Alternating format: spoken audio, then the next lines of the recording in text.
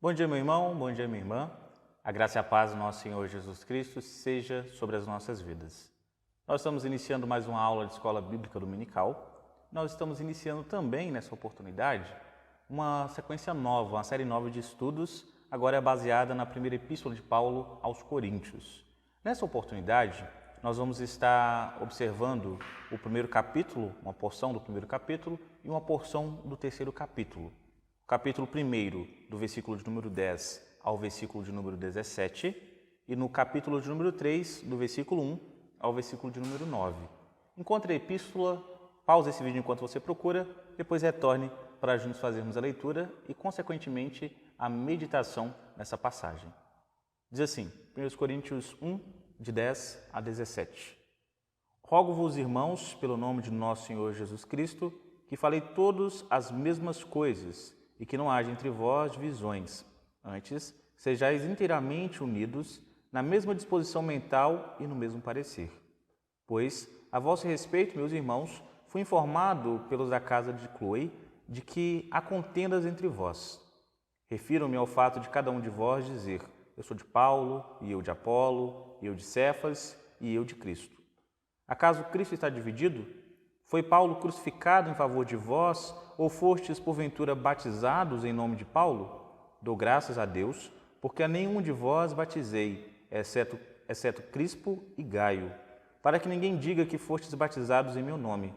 Batizei também a casa de Estefanas, além destes não me lembro se batizei algum outro, porque não me enviou Cristo para batizar, mas para pregar o Evangelho, não com sabedoria de palavra, para que se não anule a cruz de Cristo. Agora o capítulo 3, versículos de 1 a 9. Diz assim, eu, porém, irmãos, não vos pude falar como a espirituais, e sim como a carnais, como a crianças em Cristo. Leite vos dei a beber, não vos dei alimento sólido, porque ainda não podíeis suportá-lo, nem ainda agora podeis, porque ainda sois carnais. Porquanto, havendo entre vós ciúmes e contendas, não é assim que sois carnais e andais segundo o homem? Quando, pois, alguém diz, eu sou de Paulo, e outro, eu de Apolo, não é evidente que andais segundo os homens? Quem é Apolo e quem é Paulo? Servos por meio de quem crestes, e isso conforme o Senhor concedeu a cada um. Eu plantei, Apolo regou, mas o crescimento veio de Deus, de modo que nem o que planta é alguma coisa, nem o que rega, mas Deus que dá o crescimento. Ora, o que planta e o que rega são um, e cada um receberá o seu galardão, segundo o seu próprio trabalho. Porque de Deus somos cooperadores, lavoura de Deus, edifício de Deus sois vós. Feche os olhos, vamos orar, pedir a Deus que fale aos nossos corações e nos capacite a compreendermos a sua palavra. Oremos. Santíssimo Deus, eterno e bondoso Pai, nós oramos ao Senhor, no momento no qual nós acabamos de ler a sua palavra e clamamos que o Senhor nos capacite a compreendermos melhor o que aqui está escrito, para que possamos compreender também, ó Pai, qual é a sua vontade, compreender o que o Senhor deseja para cada um de nós. É em nome de Cristo Jesus que nós oramos e agradecemos, hoje e sempre. Amém. Amém. Meus irmãos, hoje o nosso tema é divisões na igreja. Algo que a gente costuma ouvir são pessoas que dizem que o tempo todo a igreja está ruim ou está mal, e o tempo todo pessoas que falam que a igreja está bem. Se você parar e perguntar, a igreja vai bem? Sempre vai ter um grupo que, independente do que esteja ocorrendo, vai falar que está ruim, e outro, independente do que ocorra, vai falar que está bom. E é diante disso que a gente pergunta, mas qual grupo que está certo? Quem está certo diante dessa perspectiva? Hoje nós vamos analisar a respeito disso, para vermos que divergência de opinião não é errado, mas o que nós fazemos com a divisão, com a falta de unidade nessa opinião, é o que vai determinar se nós estamos certos ou não. Nós vamos ver isso através dessas porções que nós acabamos de analisar, acabamos de ler, melhor dizendo, na Escritura Sagrada. Aqui nós temos o apóstolo Paulo escrevendo a igreja em Corinto. É uma igreja com problemas doutrinários, com problemas de postura, e que o apóstolo Paulo escreve para estar tratando, para estar elucidando esses irmãos a respeito do que eles estavam fazendo de errado e de como eles poderiam fazer certo. Ele é bem duro em alguns pontos, mas sem deixar de demonstrar amor e demonstrar misericórdia por esses irmãos. Hoje nós vemos que na igreja muitas pessoas se portam mais ou menos nesse sentido, de acharem que estão certas independente da opinião dos outros e que ninguém pode de alguma forma repreender, ninguém de alguma forma pode contrariá-las. E aí surgem divisões. Essas divisões podem ser por causa da liturgia, por causa de opiniões políticas, por causa de um corinho que foi cantado na igreja, por causa de um hino que deixou de ser cantado, por causa do pastor que está agora, do pastor que estava antes, por causa da administração do conselho da igreja e por aí vai. São vários os motivos que podem desencadear as divisões dentro da igreja. E hoje nós vamos analisar um pouco melhor essa questão para nós, de forma madura, reconhecermos onde nós estamos errados e aprendermos, através da palavra de Deus, a como melhorarmos, a como consertarmos as nossas vidas. Para você entender bem essa passagem, eu vou resumir aqui para você os 4 grupos que são citados aqui, para que você entenda o que estava acontecendo nessa igreja, que motivou o apóstolo Paulo a estar escrevendo essa carta a eles. Nós tínhamos lá 4 grupos, 4 panelinhas, como você preferir chamar, de pessoas que entendiam o evangelho de forma equivocada. A gente tem o primeiro, que é o grupo que defendia ser de Paulo. Por quê? Eram gentios que começaram a usar a mensagem de Paulo de forma deturpada, como uma desculpa para viverem da forma que quisessem, para viverem realmente na libertinagem. É isso que eles queriam. Então, o grupo de Paulo, formado particularmente por gentios, queria realmente viver de qualquer forma, deturpava o evangelho da graça para viver na libertinagem. Temos o grupo de Apolo, que era formado principalmente por pensadores ou pessoas de uma proeminência epistemológica maior, que era dedicado a estar usando o evangelho apenas como debate, como material para estar debatendo, para estar conversando só para se amostrar. Eles não tinham qualquer interesse em estar, de fato, entendendo o evangelho. Eles rebaixavam o evangelho apenas à discussão filosófica, nada mais do que isso. Tínhamos o grupo de Cefas, que é um grupo formado pelos judeus, né, mais arraigados, que pegando essa ideia de Cefas, né, ser o nome judeu para Pedro, o nome judaico para Pedro, eles começam então a colocar o seguinte: olha, o evangelho ele tem que ser extremamente levado ao pé da letra. Era um grupo bem legalista. Eles obedeciam por prazer de obedecer, não por prazer em obedecer a Deus, mas por prazer em estar cumprindo a lei, como o judeu daquele período era.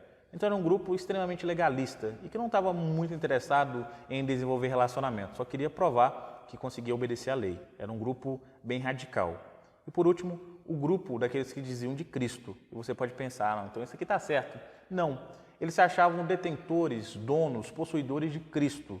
Ou seja, Cristo era moldado na forma como eles enxergavam. Ou, como você preferir, eles faziam com que Cristo defendesse o que eles queriam defender.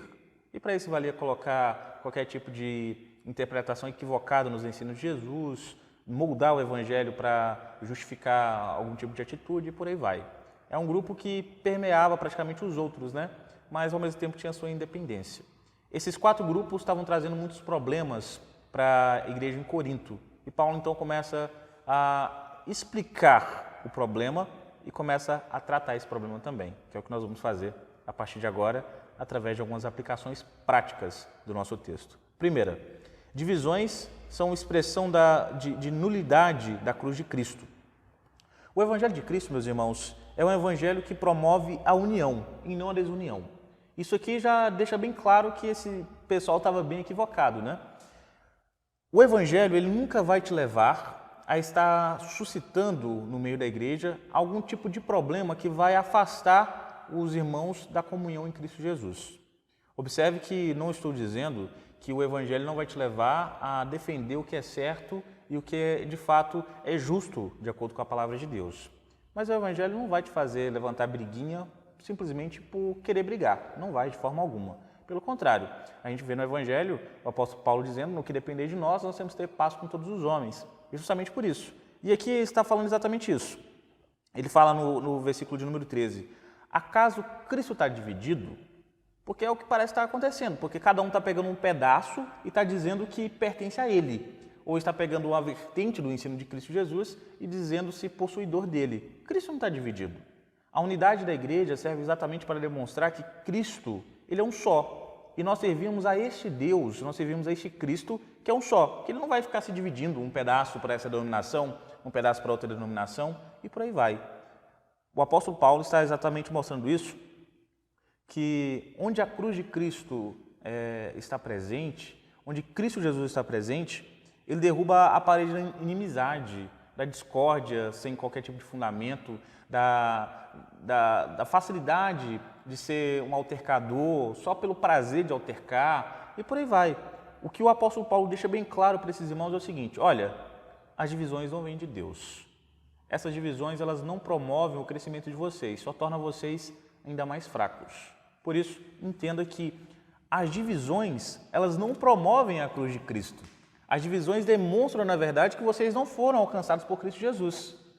Não é que não vai ter validade o sacrifício de Cristo Jesus, mas está demonstrando que para nós ele não ocorreu. Se a gente vive nessas brigas, se a gente vive nessas rusguinhas, a gente nunca vai ter qualquer tipo de meio de comprovar que Cristo Jesus realmente alcançou as nossas vidas e que nós somos transformados pelo Santo Espírito do Senhor. Por isso, entenda, as divisões, elas demonstram que nós não fomos alcançados por Cristo Jesus. Segundo ponto que nós temos aqui, divisões, evidência de uma igreja carnal. Um segundo problema que eles estavam vivendo, além dessa ideia de dividir a Cristo Jesus, é que a igreja estava vivendo de uma forma carnal. Como assim? O objetivo dessas divisões não era outro senão promover o homem. Era só isso. Era como se fosse time de futebol, né? Ah, porque o meu time é melhor do que o seu, então Paulo é melhor do que Apolo, então eu vou defender isso aqui porque eu estou vivendo na carne, não no espírito. O objetivo não era outro a não ser propagação do homem e não propagação do evangelho. É uma igreja que vivia na carne. Para você entender, a igreja de Corinto era uma igreja bastante conhecida pelos seus dons, tanto que a gente tem uma boa parte dessa primeira epístola tratando sobre os dons, né? Era uma igreja que era carismática no sentido de ter os dons, era uma igreja que era muito usada por Deus na propagação, na diversificação dos dons, mas era uma igreja que era muito imatura, uma igreja que vivia na carne ainda. Eles não tinham se desenvolvido, eles não tinham crescido da forma como Deus desejava que eles estivessem. O que acontecia? O apóstolo Paulo começa então a mostrar para eles, olha, vocês se gabam desses dons, desses talentos que vocês têm, desses dons espirituais, mas vocês se portam como crianças. Não conseguem ouvir a verdade da palavra de Deus. Vocês tentam criar um espantalho, criar uma referência, uma versão dela que seja tragável para vocês.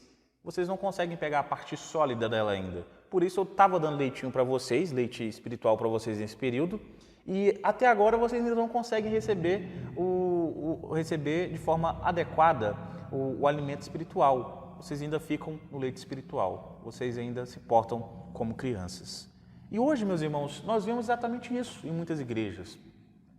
Nós vemos cristãos que se dizem muito espirituais, mas se portam como pessoas que nunca conheceram a Cristo Jesus. Na igreja é o crente, o super crente, né? Diz ter todas as habilidades, todos os dons, diz ser uma pessoa que realmente foi alcançada, foi renovada, mas pisou fora da igreja, começa a se portar como uma pessoa que nunca ouviu falar sobre o evangelho.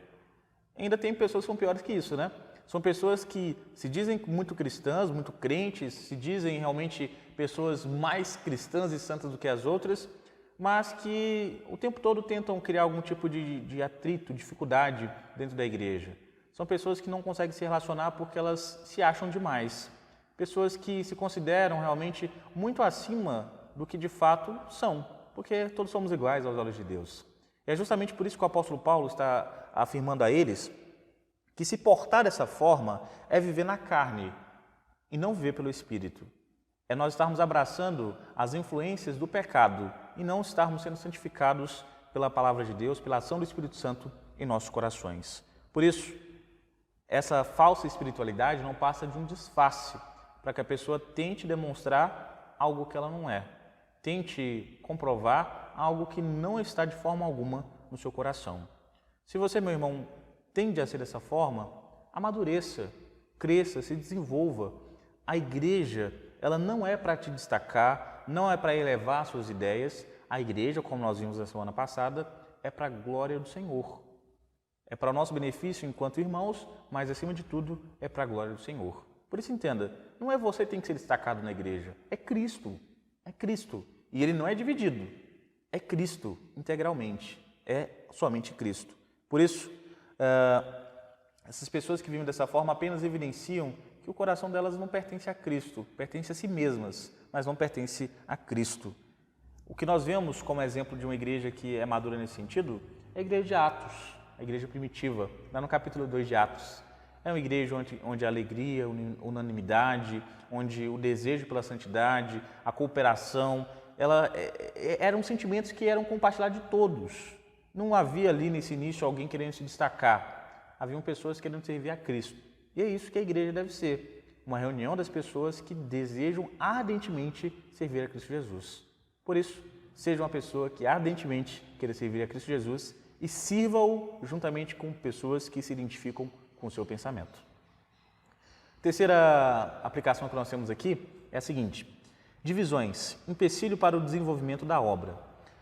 As divisões, meus irmãos, infelizmente são uma realidade negativa, enquanto a diversidade de dons e de trabalhos, essa diversidade sim é benéfica para a igreja. Entenda, na igreja a gente sempre vai ter pessoas que fazem algumas coisas e não conseguem fazer outras, e pessoas que fazem essas outras coisas, mas não conseguem fazer essas algumas coisas.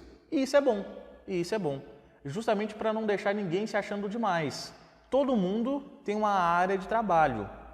Assim como o apóstolo Paulo exemplifica, através do corpo, cada parte é importante, mas não são todas as partes que fazem a mesma coisa.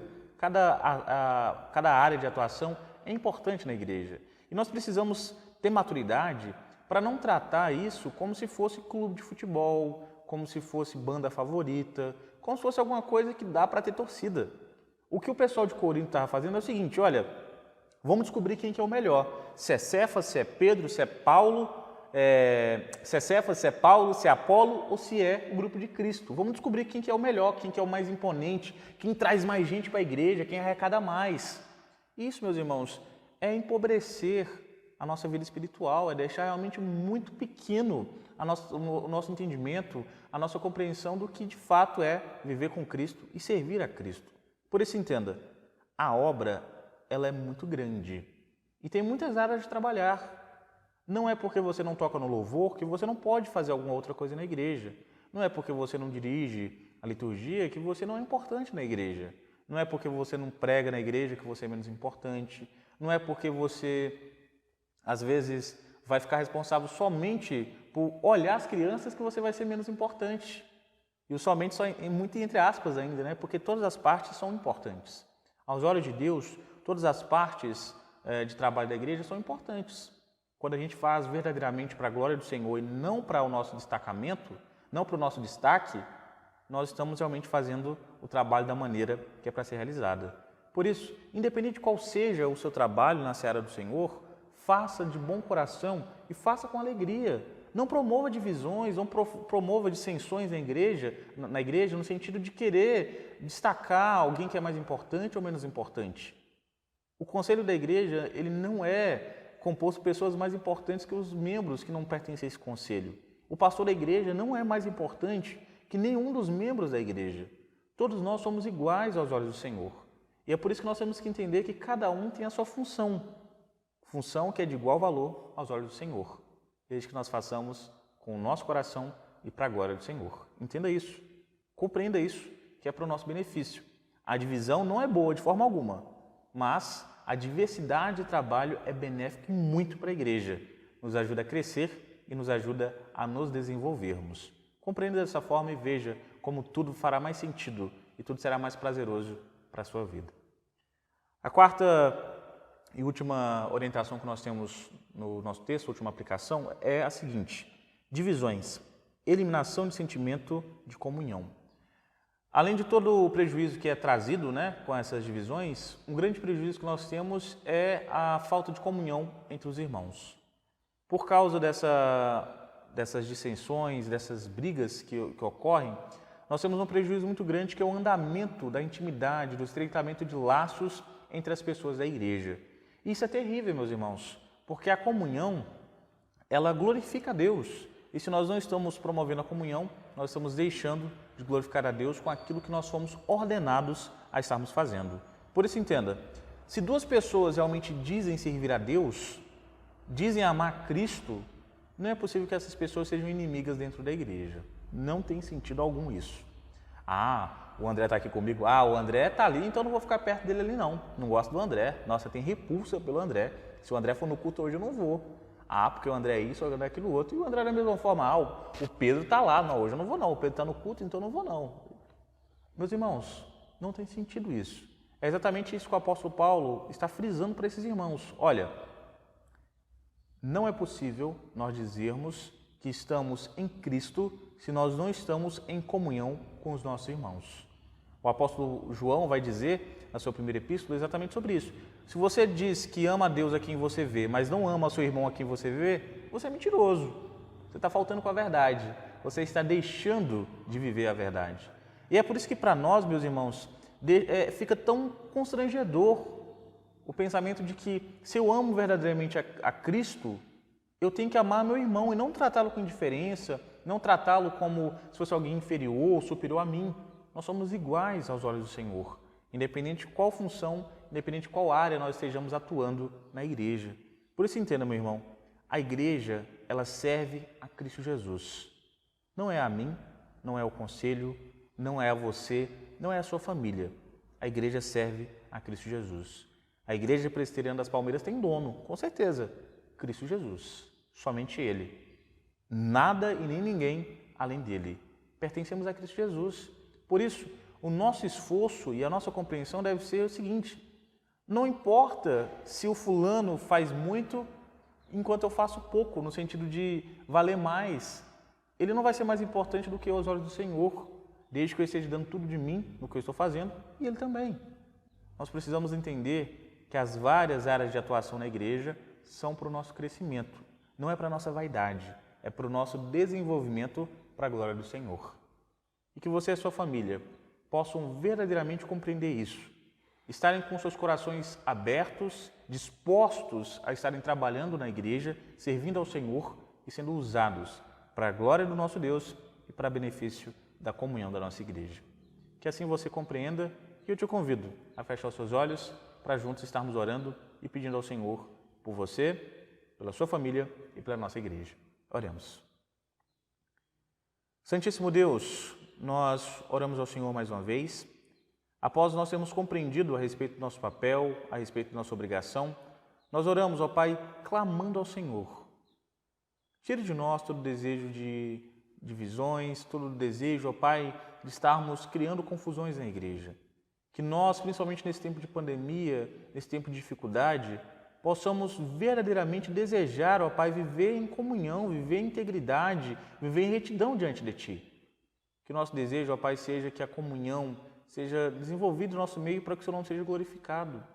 Que nós entendamos que os nossos papéis, a nossa área de atuação é para a glória do Senhor, não para nosso destaque, ó Pai, não é para nós sermos destacados, não é para nós crescermos aos olhos dos homens, mas para nós crescermos aos pés do Senhor. Nos capacite a enxergarmos o nosso local de trabalho, que é aos seus pés, para agradarmos ao Senhor, Pai. Nos abençoe, Senhor, e que possamos viver dessa forma, enquanto irmãos, enquanto família, enquanto igreja diante do Senhor. Em nome de Cristo Jesus, que nós oramos e agradecemos hoje e sempre. Amém. Amém, meu irmão, amém, minha irmã. Que Deus abençoe ricamente você, a sua família e a nossa igreja. Que a comunhão seja uma marca que seja reconhecida por todos a respeito da Igreja Presbiteriana das Palmeiras e de cada uma das famílias que aqui conosco congregam. Um forte abraço e fique com Deus.